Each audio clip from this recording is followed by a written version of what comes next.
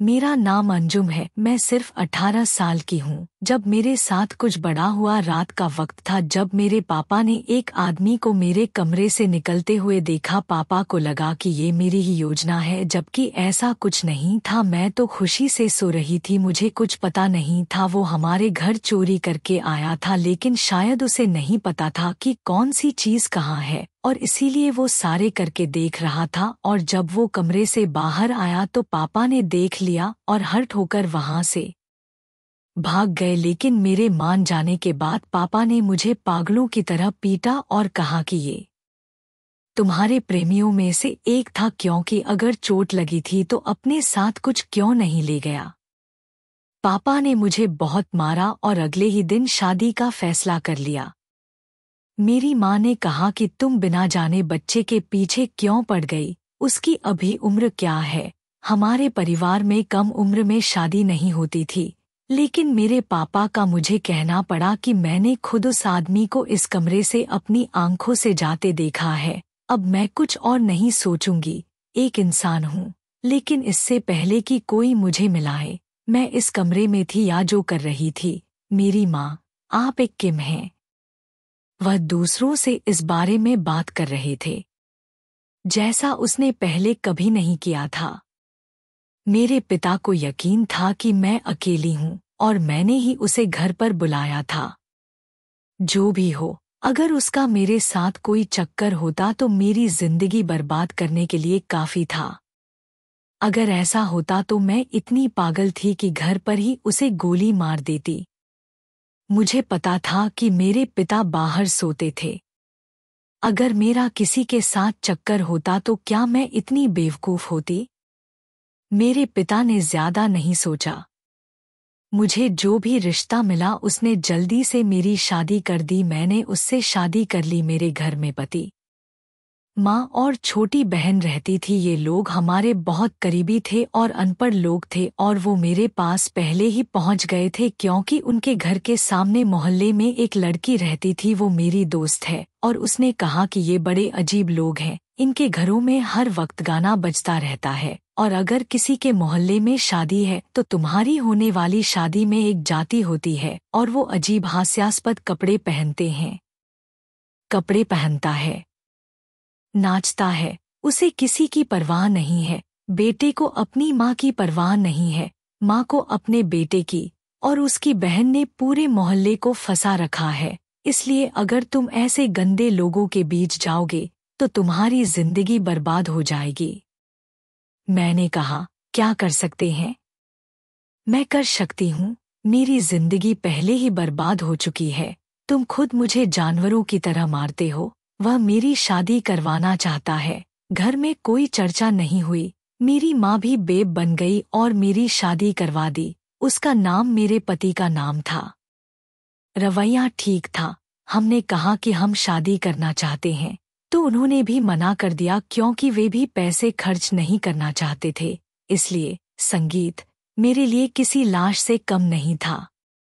मैं जाना नहीं चाहती थी, लेकिन मेरी शादी हो गई। जब मैं अपने कमरे में बैठी अपने पति का इंतजार कर रही थी तो वहां कुछ बहुत ही अजीब हुआ।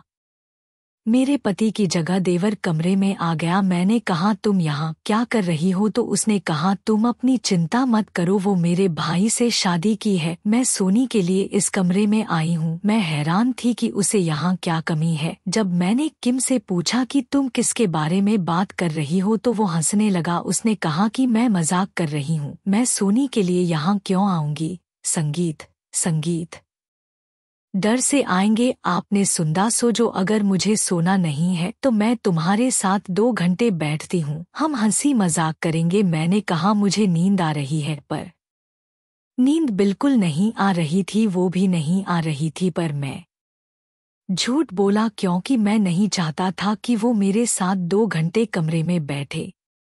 उसके लिए यहाँ क्या कम था। उसने कहा कि तुम 2 घंटे बात कर सकते हो। मैं तुमसे बहुत सारी बातें करना चाहती हूँ। सबसे पहले तुम भाई हो। हमारे और हमारी भाभी के बीच का रिश्ता बहुत अच्छा है। मैंने मन ही मन सोचा कि आज हमारी भाभी और हमारे बीच का रिश्ता पानी की तरह है। लेकिन मैं इस बेवकूफ को क्या समझाऊं? उसने कहा कि मुझे नींद आ रही है और मैंने वहां सोनी की तरह अभिनय किया। मैं वहां से चला गया और खुशी की सांस ली। मुझे लगा कि मेरी दोस्त सही कह रही थी और उन लोगों को किसी की परवाह नहीं थी। मेरी नदी यह बताने के लिए एक शक्ति थी। मेरे पति 2 घंटे बाद आए। मैं सो नहीं पाई। वह मेरे कमरे में आए लेकिन मेरे पति का व्यवहार ठीक था। खैर, मेरा मतलब है, यह वैसा ही था जैसा होना चाहिए था। शुक्र है, उन्होंने ऐसा कुछ नहीं कहा। मैं उसकी पत्नी थी, इसीलिए उससे प्रेम विवाह नहीं किया। मैं इसी संदर्भ में हूँ। उसी के अनुसार व्यवहार करती थी और उसी के अनुसार व्यवहार करती थी। बी और मेरी जिंदगी वैसे ही शुरू हुई थी जैसे ज्यादातर लड़कियों की जिंदगी शुरू होती है। वह घर में बहुत बेशर्म थी, नमाज वगैरह पढ़ने वाला कोई नहीं था और कपड़े भी बहुत अजीब तरीके से पहनती थी। मेरी नानी भी अजीब गरीब थी। वो बिना बाजू के कपड़े पहनती थी और सुबह सुबह मोहल्ले में निकल जाती थी अपनी सहेली के घर जाने के लिए। सारी चीजें मेरे साथ मेरे सिर पर डाल देती थी और सारा दिन बैठकर नाटक देखती रहती थी और खैर, इतनी उम्र हो गई थी कि रुमाल ओढ़े रहती। ये सब करना पूजा पाठ होता। कोई सिर पर दुपट्टा नहीं रखता था, कोई देवी की आवाज नहीं निकालता था। एक दिन मेरे जीजा मेरे पास आए और बोले, तुम मेरी आंखों पर पट्टी बांध दो, मैं तुम्हारी मदद करता हूँ। मैं तुम्हें एक चीज लाकर दूंगा, मुझे बताना होगा कि वो क्या है। अगर तुमने सही कहा तो मैं 500 रुपए दूंगा। मैंने कहा कि ऐसा कोई खेल नहीं खेलना है और उसे वहां से भगा दिया, लेकिन फिर मेरे पति ने मुझे खर्चा देने से मना कर दिया। उन्होंने कहा कि मैं तुम्हें खर्चा वगैरह नहीं दे सकता। तुम्हें जो भी चाहिए होगा घर पर ही मिल जाएगा, खाना वगैरह।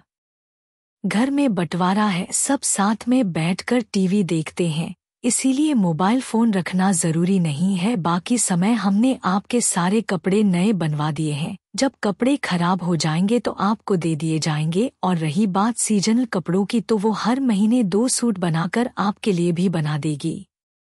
आप उसे अपनी पसंद बताइए। मुझे पहली बार अच्छा लगा, लेकिन पति के लिए ये अच्छी बात होती कि वो अपनी पत्नी का खर्च उठाए। ये उसका कर्तव्य है और उसने पहले ही इस मंजिल से 2 हाथ लिए, एक को तो करना ही था। ये अच्छी बात नहीं थी। मुझे उसे रोकना चाहिए था, उसे नियंत्रित करना चाहिए था। वो उसकी पत्नी थी, मैंने उसे अपने नियंत्रण में रखा, लेकिन मैं ये नहीं करूंगी। और मैं चुप हो गई। उसके बाद जब मेरे जीजाजी दोबारा मेरे पास आए तो मैंने कहा कि मैं 500 रुपए कमाने का मौका क्यों छोड़ूं। मैंने कहा, बताओ क्या करूं। उनका दिमाग तो बच्चों वाला था। मैं जरूर कोई बच्चों वाला खेल खेलने जा रही थी। उन्होंने कहा कि मैं आपकी आंखों पर पट्टी बांध दूंगी और आपके हाथ में कुछ थमा दूंगी। तुम्हें मुझे बताना होगा कि यह क्या चीज है। मैंने कहा, ठीक है, ठीक है। उसने मेरी आंखों पर पट्टी बांध दी और हाथ आगे करने को कहा। उसने कहा, भाभी, अगर नहीं बताओगी तो तुम्हें मुझे पैसे देने पड़ेंगे। मैंने नहीं बताया कि मेरे पास 1 रुपया भी नहीं है। मैंने सोचा कि अधिकतम खरीदारी क्या होगी। उसने मेरी आंखों पर पट्टी बांध दी और मेरे हाथों में कुछ रख दिया। मैंने जब उसे बताया, उस चीज को छुआ, मुझे बहुत अजीब लगा। मुलायम था पर समझ नहीं आ रहा था कि क्या है। मैंने कहा कि पता नहीं, इसलिए मेरा दिमाग घूम गया। जैसे मैंने अपना पेट आंखों से हटा लिया, वहां कुछ भी नहीं था। मैंने कहा कि दिखाने के लिए क्या था, मैं आपको यह नहीं बता सकता, पर अब शर्ट खो गया है तो आपको मुझे 500 रुपए देने होंगे। मैंने कहा, मेरे पास पैसे नहीं है। कोई बात नहीं, जब होंगे तो बताइएगा। मैंने कहा, ठीक है, और मुझे भी खेद है कि मुझे समझ नहीं आया कि मामला क्या है। एक दिन मेरे जीजाजी फिर मेरे पास आए। उन्होंने कहा कि अगर तुम जाओगी तो तुम्हें पैसे नहीं देने पड़ेंगे। मैंने कहा ठीक है, और अगर तुम जाओगी तो 1,000 रुपए देने पड़ेंगे। मुझे पैसे देने पड़े। मैंने कहा मैं फिर से कोशिश करने के लिए तैयार हूँ। फिर उसने मेरी तरफ देखा और वो चीज मेरे हाथ में रख दी। कुछ गले मिले। मैं बहुत डरा हुआ था पर फिर भी समझ नहीं पा रहा था। मैंने कहा कि हर बार कोशिश करूंगा। वो आज फिर से तुम खो गई हो, इसलिए तुम्हें मेरे पास जो पैसे हैं वो मुझे देने होंगे। मैंने कहा पैसे नहीं हैं। वो बोली भाई पैसे क्यों नहीं देता? मैंने कहा हाँ तुम्हारा भाई मुझे पैसे नहीं देता है। उसने कहा कोई बात नहीं पर अभी मेरे पास तुम्हारे 1,000 हैं। मैंने सोचा था कि उसके साथ नहीं खेलूंगी और अगर कभी पैसे होंगे तो उसे दे दूंगी, पर अभी मेरे पास 1,000 तो क्या 1 रुपया भी नहीं था। मुझे इतना गुस्सा आया कि मैंने 2 बार कोशिश की। अगर मैं अपनी सारी कोशिशों के बावजूद जीत नहीं पाता तो आज मेरे पास 1,000 होते और कुछ अपना लेने की ताकत होती। मैं खाली हाथ घर लौटा था। मुझे बहुत बड़ा लगता था। अगर मैं अपने घर जाना चाहता तो कुछ लेकर जाता। मेरा भाई, वह बहुत छोटा था और उसे अभी स्कूल में पढ़ना था। उसके मन में आया होगा कि पापा मेरी तरफ देखेंगे भी नहीं। मैं कहती थी कि मुझे तुम पर पूरा भरोसा है, लेकिन ये मर्द ऐसे ही होते हैं। तुम्हें कभी किसी मर्द पर भरोसा नहीं करना चाहिए क्योंकि ये भी तो हम औरतों पर भरोसा नहीं करते। मैंने कहा अपने पति पर भी नहीं। तब मेरी माँ ने कहा हाँ, अपने पति पर भी भरोसा मत करना क्योंकि मैं भी मर्द हूँ, और अगर कोई औरत भरोसा करती है तो वो पागल है, और अगर उसे प्यार पर घमंड है, अगर है तो बहुत ही बेवकूफ इंसान, और अगर उसे प्यार पर घमंड है तो वो बर्बादी की ओर जा रही है। खैर, ऐसे ही 2 दिन बीत गए। एक दिन मेरी नंद रसोई में खड़ी कुछ पका रही थी। उसे अच्छा खाना खाने की आदत हो गई थी। वो बाजार से खाना मंगवाती या खुद कुछ पका लेती। उसे दाल रोटी पसंद नहीं थी।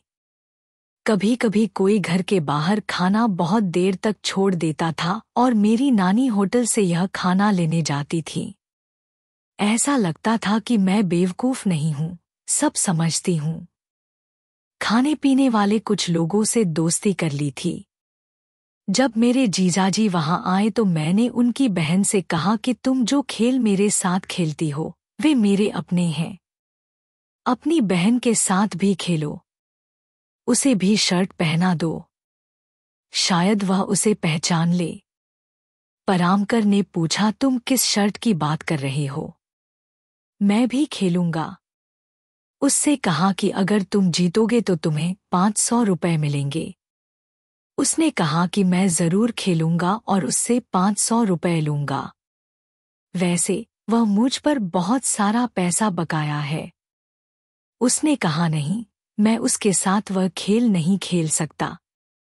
मैंने कहा क्यों नहीं उसके साथ खेल सकते हो, तुम मेरे साथ खेल सकते हो और वो तुम्हारी अपनी बहन है। मैंने कहा देवरा नहीं भाभी, अब तुम्हारे साथ भी नहीं खेलूंगा, किसी को नहीं बताऊंगा। मैं वहां से चला गया। संगीत, बचपन में मैं खुले गटर में गिर गया था और मेरे सिर पर चोट लग गई थी। तुम तो पागल हो, ये बात किसी को नहीं बताई वरना हम उसे पागलों की तरह पीटेंगे। पहले भी जब भी वो बदतमीजी करता था तो वो ऐसा करते थे। मुझे लगा कि वो मजाक कर रही है। उसका भाई गड्ढे में गिर गया क्योंकि हम सब भाई बहन जैसे हैं। हम एक दूसरे से ऐसी ही बातें करते रहते हैं। मैं भी कभी कभी मैं मजाक में अपने भाई से कह देता था कि मैंने भगवान को ले लिया है, इसलिए वो मेरा भाई नहीं है, इसीलिए मैंने उसके बटन पर ध्यान नहीं दिया। लेकिन एक दिन मुझे बहुत सारे पैसों की जरूरत थी और मैंने अपने जीजा से कहा कि मुझे उसके साथ जाना चाहिए। शर्ट फिर से पहननी है। उसने कहा ठीक है, अगर इस बार तुम जीत गए तो 1,500 रुपए दूंगा। मैं बहुत खुश हो गया और सोचा कि इस बार मैं जीत जाऊंगा, लेकिन पहचाना नहीं और मेरे दिमाग में एक विचार आया। जब कोई व्यक्ति सही होता है, अगर कोई गेम खेलना चाहता है लेकिन जीत नहीं सकता है तो वह धोखा देता है। और मैं भी चैट करना चाहता था। मैंने उससे कहा कि मैं यह शर्ट कल तुम्हारे साथ आखिरी बार पहनूंगा। अगर मैं जीत गया तो आप मुझे पूरे 3,000 रुपए दे देंगे और अगर मैं हार गया तो 5,000 रुपए दे देंगे। इस पर मेरे जीजाजी बहुत खुश हुए। उन्होंने कहा कि लगता है भैया ने आपको खर्चा दे दिया है। मैंने कहा हाँ, हमारे भैया ने मुझे खर्चा देना शुरू कर दिया है। मेरे पास बहुत पैसे हैं, हालात ऐसे हैं। इसमें पैसों की थोड़ी चिंता रहती है कि कितना खर्च हो रहा है। कल मैं तुम्हारे साथ जरूर खेलूंगा। मेरा दिल खुश हो गया और वो बोली ठीक है, कल खूब मजा आएगा। अगर तुम हार गए तो तुम्हें पूरे 5,000 रुपए देने पड़ेंगे। मैं हार गया पर मैंने तुमसे पैसे नहीं लिए। मैंने कहा चिंता मत करो, तुम्हें पूरे पैसे दे दूंगा। तुम भी पैसे तैयार रखो। हम आपस में बात कर रहे थे कि मेरे पति घर आ गए हैं। संगीत कोई भी संकेत नहीं देता लेकिन उनका मतलब था कि मुझे कमरे में जाना होगा। मैं निकलने ही वाली थी। उन्होंने मुझसे कम कहा होगा, मेरे लिए चाय बनाओ, कपड़े निकालो। उन्होंने कहा कि तुम उनसे बात कर रही थी, तुम्हें पता है यह पागलपन है। मैंने कहा तुम्हारा क्या मतलब है, आपकी बहन भी ऐसा कहती है।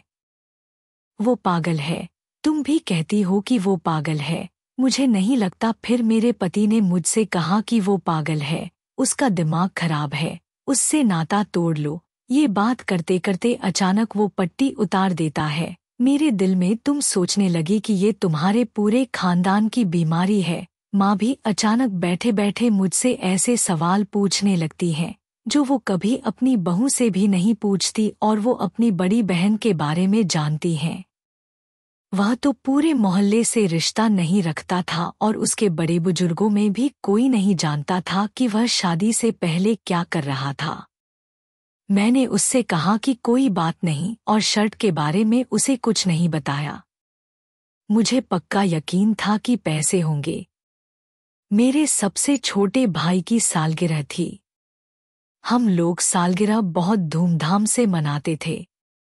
मैंने उनसे वादा किया था कि मैं 3,000 रुपए का वीडियो गेम लाऊंगी, इसलिए मुझे अपने पति से पैसे मांगने पड़े लेकिन उन्होंने मना कर दिया और कहा कि मैं उन्हें जवाब दे सकती थी कि महिलाओं का नमाज पढ़ना, छात्रों को घर से बाहर निकालना, मोहल्ले के लड़कों से दोस्ती करना और दोस्तों की शादियों में नाचना भी अपराध माना जाता है। लेकिन मैंने उन्हें कोई जवाब नहीं दिया और चुप रही।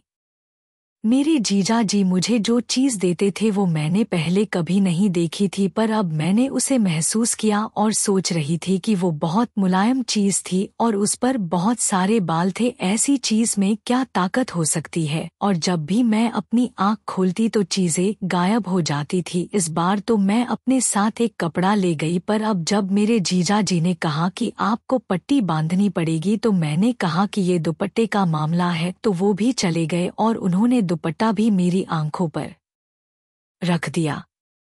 उसने मुझे बताया कि वह चीज बहुत महीन कपड़े से बनी थी और मैं सब कुछ साफ देख सकता था। फिर उसने मुझे वह चीज पढ़ने को दी। जैसे ही मैंने उसे देखा, मैं बुरी तरह चिल्लाया और अपने हाथ से फोन को पीछे ले लिया और अपनी आंखों को ढक लिया। उसने फोन हटा दिया और मैंने कहा, तुम्हें शर्म नहीं आती? उसने कहा, मैं इसे पढ़कर लाया हूँ। यह जहरीला है, इंसानों के लिए इतना जहरीला है कि यह बिल्ली की तरह है। उसने इसे खाना शुरू कर दिया। यह मेरा दोस्त है। मैंने इसका नाम मेहरान रखा है। मैं चौंक गई। बोली, यह तो सच है। यह सुनकर मेरे पति भी वहां आ गए और मेरी ननद ने भी यह दृश्य देखा। मेरी ननद ने मेरे देवर को थप्पड़ मारा और कहा, इसे वहीं छोड़ दो जहां से उठाया है, पकड़े गए तो मर जाओगे। उन्होंने मुझे वहां से बाहर भेज दिया।